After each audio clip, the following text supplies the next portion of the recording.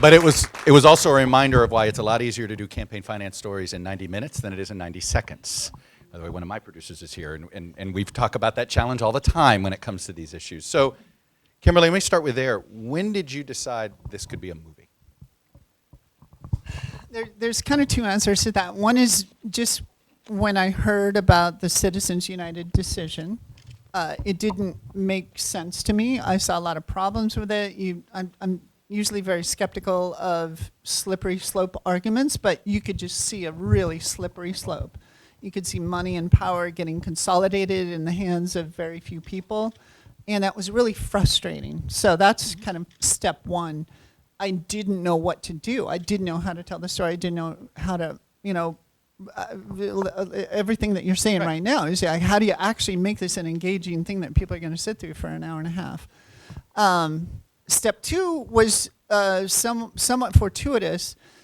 I knew the Attorney General in Montana in 2012, and he had the case that you see in the film that was going to go to the Supreme Court that had the ability to challenge, maybe even overturn Citizens United. I was like, let's do this. This is a movie. This is going to be like Mr. Bullock. It was Steve Bullock, the Attorney General at the time. And I thought it was going to be Mr. Bullock goes to Washington, and we could just tell that one little story about that one little case. By the way, he may call it a presidential campaign video at this point. I see. I would not disagree with you. But that's not why it was made. No, I know. I yes, tease. Like, yes. But I'm just telling you, you're going to see Mr. Bullock a lot more soon. Yeah, anyway, I think you will. I think you will. In fact, we have an update from him. I don't know if you heard about that a couple of days ago, but we'll talk about that a little bit later. So I just saw that you could tell a story about campaign finance, which was, it all sounds so logical that I'm thinking this is my thought process at the time, but it's not. It's just like I'm a filmmaker, I want to tell this story, and you just have this impulse to wrap it around characters, and this was a character that we could wrap this really important story around. So I started following that.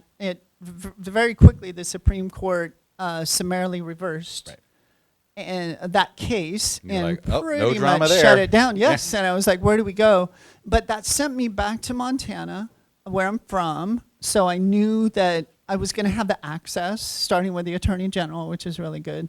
But also, in Montana, that people often, it's not uncommon in an introduction to somebody to find out how many generations they've lived there. It's really important. They're like, I'm a fourth generation Montana. I'm a fourth generation Montana. And I knew that, it's the story there is it's one small town with really long streets. And I knew that I would be able to kind of talk to the people that I needed to talk to make this film. And you being from Montana, you figured they're more likely to open up to you.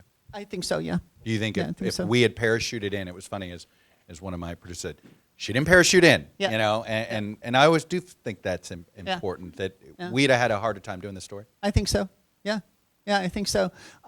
Because I could be really patient. It became apparent that, a couple of things happened early on. I realized that it wasn't, everybody at the time that Citizens United came down was talking about super PACs and the unlimited money. But in Montana, you could already see that it wasn't just unlimited money, it was the anonymity that was going to really be the problem. And I was just going to say, and this maybe we're going to, fast forwarding, I don't mean to do that, and we'll go back and have other parts of this, but do you think you're making a case for disclosure, or are you making a case of taking money out of politics? Because I wonder if, thanks to the Supreme Court, if essentially you have to make that choice. My personal view on that is pretty pragmatic, and I think it comes through in the film, that right now, with Citizens United being the law of the land, is all about disclosure. And we were talking about Clarence Thomas a little bit earlier. Right. Not a lot of people realize that within Citizens United, which is the law of the land and frustrating to many people, there's a sub-decision 8-1 within that. The only person dissenting is Clarence Thomas. And that mandates that disclosure happen. It essentially says the whole reason that we can say that Citizens United is the law of the land is because we're assuming that there will be disclosure. The only reason we can talk about independent expenditures and corporations and being people and unlimited contributions is because we know where that money is coming from, and that's clearly not happening. So I think what needs to happen is disclosure of the spending that is on the book. Like, we have those laws on the books, and it's just about enforcing that. Well, it's not clear yet. I think the problem is that the laws are a bit ambiguous on, does it fully apply to some of these outside groups, to the 501c4s, to these, I mean, that's the abuse that's taking place of the 501c, I said 501 or 503, but anyway, of that part of the tax code. Which I think is getting clarified with state laws. Yeah, state laws. State laws. And yeah. that's, So you know, it's a long haul. It's a long haul. It's interesting that, I'll be honest, when I saw that the subject was going to be Montana, I thought, well, that's easy. Montana has a history. They've been fighting this harder than most, and there's actually more bipartisan acceptance of campaign finance limitations than there really is in any other state. But then you drew me back in with the fact that you were able to get Republicans to express their frustration, which is not something you get in a lot of these documentaries. Yeah. And that's really where this whole story started. That's really where campaign finance and reform in Montana really happened, was Republicans who just got really pissed off that they were attacked by the far right wing. Yeah. They were getting purged. They were getting purged. Yeah. And because it wasn't, a lot of the attacks were happening in primary elections. It wasn't, they were usually in safe districts. So it wasn't really about, elections that are going to decide, do we want this Democrat or this Republican? It was deciding what type of Republican is going to be in this seat. How pure are they going to be? And the people trying to install them in those seats, the people attacking them, weren't even standing up and saying who they were. Wouldn't even claim that they were trying to purify the party. They were just doing it in secret. So that, I think, just really ticked them off, and it just violated this fundamental sense of fairness that they had about how elections should be run. Do you think smaller states are more vulnerable, or is it actually easier to regulate in a smaller state? I think it goes both ways. I think it is easier to regulate once you get going. And I have to mention that I'm really happy the Special Attorney General from the trial for the state of Montana, one of my favorite people, Gene Gerussi, is here tonight. Wait. And so, can you stand up, Gene? Yeah.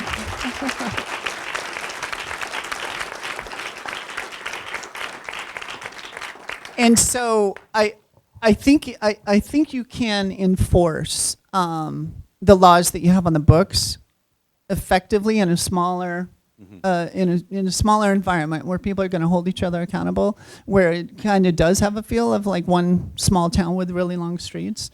And I know that it is a challenge to translate that, what happened in Montana, to different states. But I think there's always a way to keep the political scale, which I think is how our country was designed, our democracy was designed, to keep that scale small enough and accessible enough that you as a voter can still have an impact. When did you start gathering footage? And when did you said that you were sort of tracking, you thought Steve Bullock was going to be your central character, and you ended up changing. When did that happen during this process? Was it after the edit room, after you finished the story? I'm just curious. When did you decide to sort of, I was making this, and then I decided I'm going to make it this way? Well, there was one big switch with that summary reversal that we talked about. The other main shift, I think, that happened in storytelling was when I met John Adams.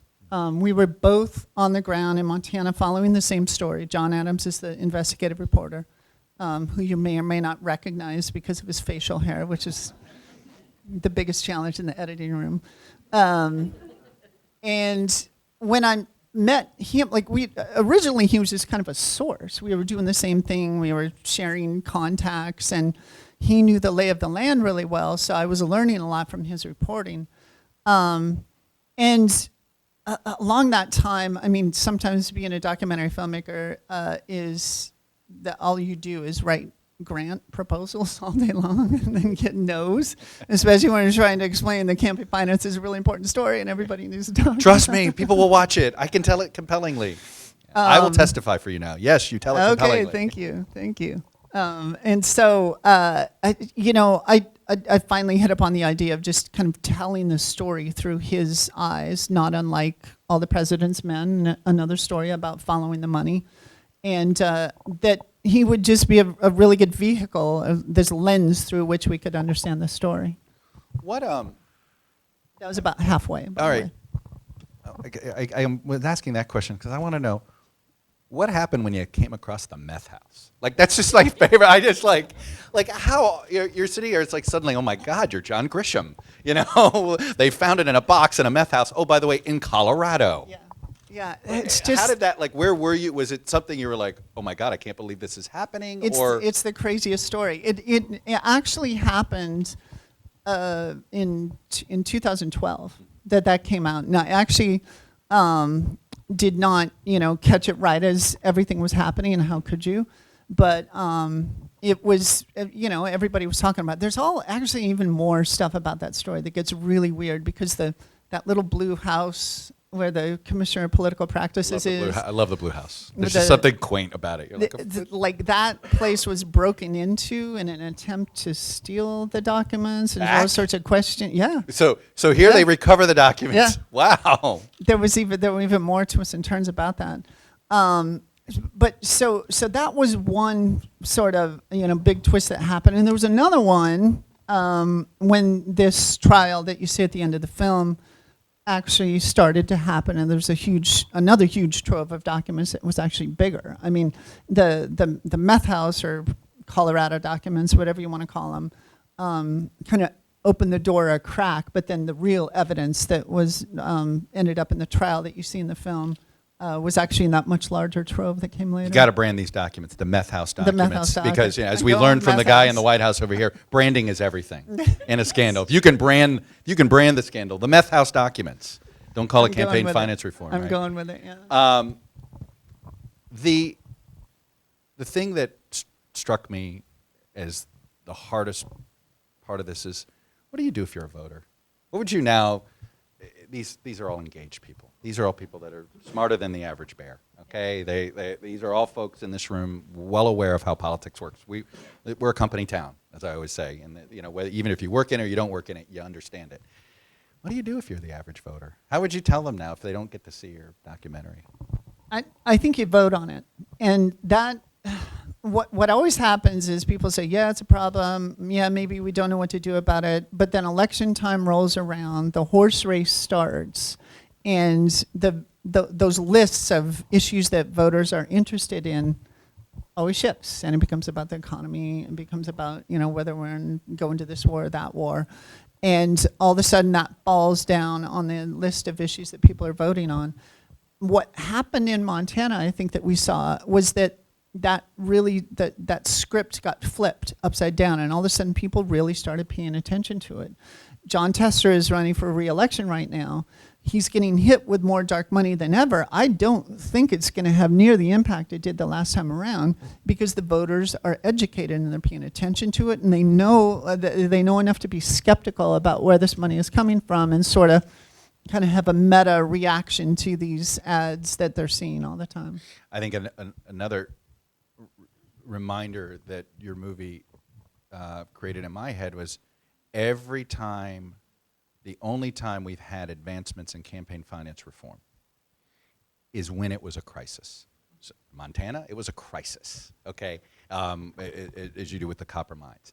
After Watergate, it was thought of, oh my gosh, that's a crisis. I think the moment perhaps for dark money will be the reminder, look, the Russia investigation is another campaign finance investigation. That's where it starts and ends. It will be a campaign finance laws, or the laws that they're checking to see if they were broken or not. Foreign money is dark money. It's fungible, and this is the issue. It's a reminder that we almost have to have a catastrophic event, I guess, unfortunately, to get people to care about this issue. Yeah, I was saying to somebody else today, a little bit provocative, with provocative simplicity, I guess, that Nixon got us hippies. I know that's a really simple line to draw, but it's like we're bound to see a big pushback against all of the ethics violations that are going on. Would you just see again and again and again? I think, and we're maybe going a little bit off topic, but let's go with this. Pardoning Dinesh D'Souza for a campaign finance violation, to me seems like just an effort to say, yeah, everybody does this. This stuff happens all the time. Don't worry about that. As a way to sort of clear the. There was but you actually got into that. You had one of the reporters who said, "I just assumed, hey, that's just politics, man." It was like one of my favorite. That's just politics, man. And then you realize, yeah, but it was like you had no way to fight back. And that's the fundamental sense of unfairness that was happening with these candidates, Republican or Democrat. That's what really ticked them off. Well, it's interesting. Fairness, is that the best way to make the case? Is it that, look, don't you want the elections to be fair? Yeah. At the end of the day, is that the better buzzword? I don't know. I think it's a good one. It's one that we often come back to. That I see happening in Montana elections, where there really is that, I think, more of a laser focus on these issues, and that I think other voters, to kind of complete my thought from earlier, is like, if you as a voter are constantly bringing that up in town hall meetings and making all of your elected officials know that this is what you're voting on, that's the way to do it. That's the way to do it. We got a few minutes left here. I'm happy to open up to the audience. The one plea is ask a question, don't make a statement. Only because we want to get as many people in, and you have the first hand up. Go ahead, sir. Doesn't sound like it. Did you have to, and whether or not you had to, did you negotiate with Jane Mayer for the title? You know, we started. No, we did. We did not. You can't copyright a title. We were working on this film before, as called Dark Money, that actually debuted in public in 2013. So I just stuck with a title, and I'll let her use it, I guess. No, I'm kidding when I say that. But the reason that I chose a title is because it was a term that was becoming popularized in the Montana elections in 2012 is where it really happened. And I think that to see it enter the common parlance, I thought was a good thing.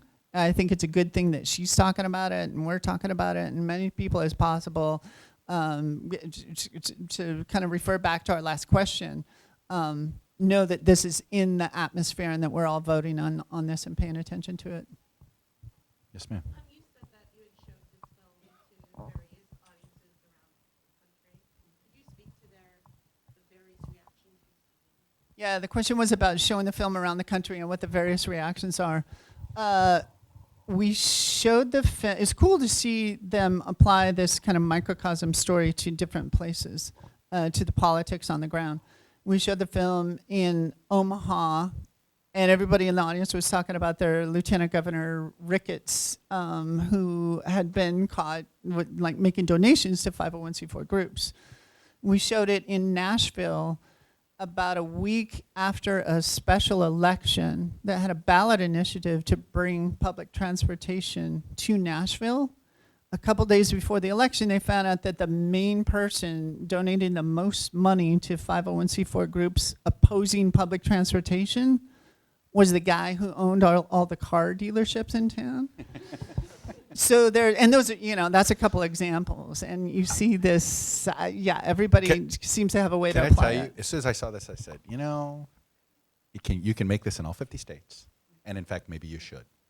So good luck. Okay. Could you get that done? I get it done soon. There was a question over here. Let me go back there. Yes, ma'am. Yeah.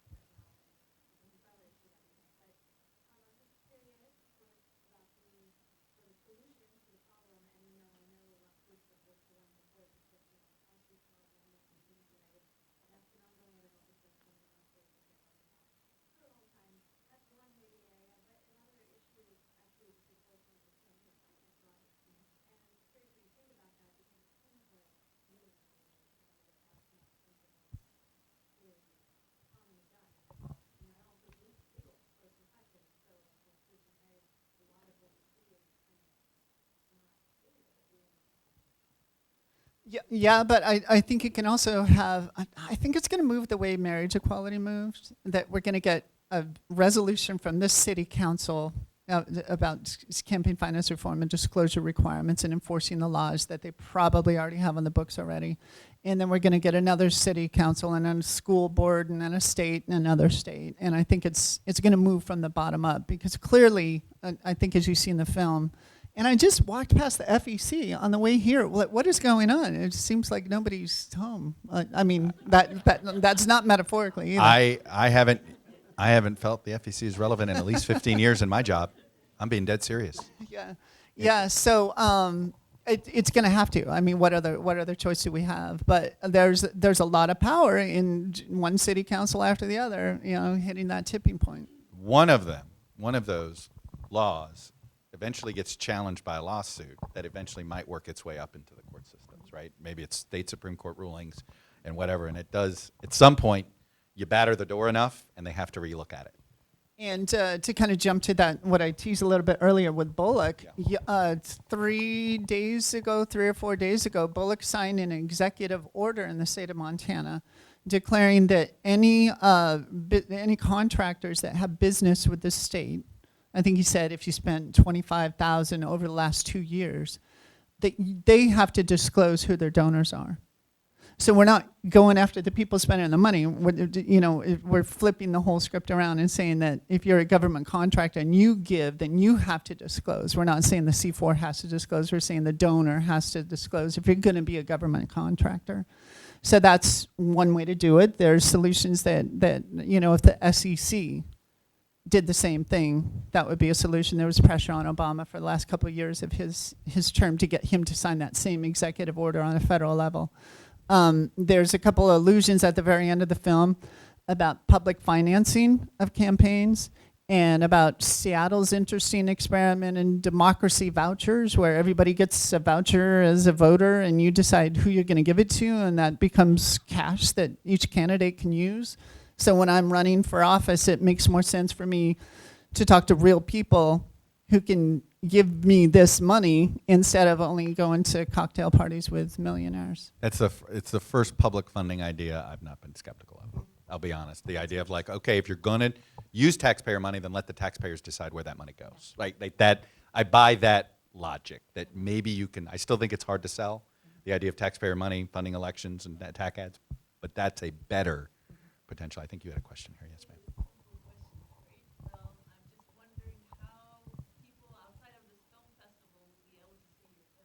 Thank you for that question. That's what I always forget. Did we plan it? No.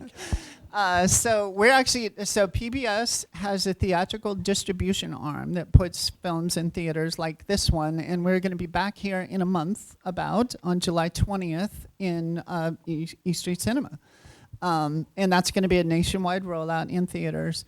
And we're going to be broadcast on PBS, which I think is great because it hits 98% of American homes. And that's going to happen in the fall, right in the run-up to the election. So stay tuned. It's on POV is the name of the documentary strand. I think we got time for a couple more. Back there. Yes, sir.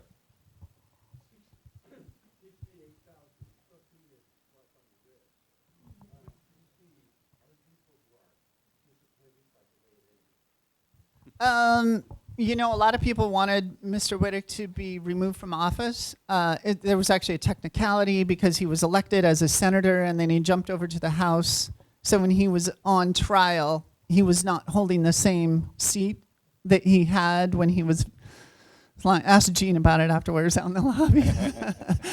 68,000 actually ended up, that with court costs and stuff, ended up about 100,000. That may still sound like a slap on the wrist, but I can tell you that meant a lot more in Montana, where you can run a campaign for 10 grand.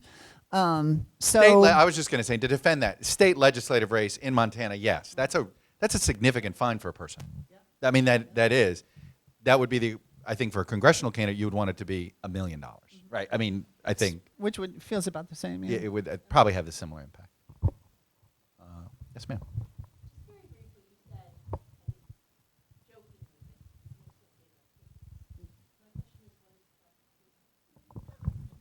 So if Nixon gave us hippies, what does Trump give us? I mean, I think we're all sort of So waiting many to find out. punchlines, by the way, that are going through my head. No, I'm not doing it. Because you guys will tweet it out, and I'll get in so much trouble. What does Trump? I mean, just think of the question you just asked. What does Trump give you? And then her first answer is hippies with Nixon. I can tell you where my head went, but anyway, go ahead. It's probably no. Okay. So I don't know, but what I hope he gives us is a lot of campaign finance reform, a lot of attention to the fact that these are not jaywalking violations. That we're talking about the lifeblood of democracy. We're talking about who we hand the reins over, of our country. And if anybody has shown us that we got to be careful about those choices that we make, I think we're experiencing some of that now. So I hope it's reform. I think it's going to be broad and enduring. And we just have to keep the pressure on.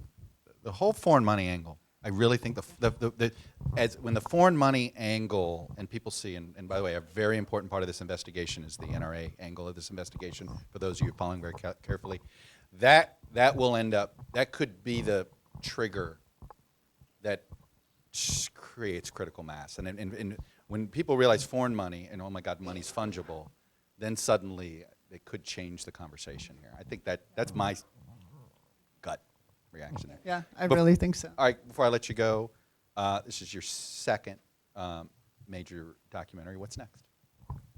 What's in your head? I'm really interested in Sinclair Broadcasting. Very interesting. So if anybody knows local TV, Bet you a lot of people in this room are interested in that story too. I think I might have a crowd here. If anybody knows that local TV journalist working for a station owned by Tribune that's about to be, which with these inevitable rule changes at FCC, about to be acquired by Sinclair, let me know who that person And the more fun angle that we already have discovered is that Sinclair is dumping some of its stations that it legally has to, but they're controlling where it goes, and they're giving sweetheart deals to who buys them. There's a lot of good stuff there. Yeah, yes. And I figure if I can make a movie about the FEC, I can do one about the FCC. You're going to be the alphabet soup director. Very nice. Anyway, Kimberly, congratulations. Thank you so much.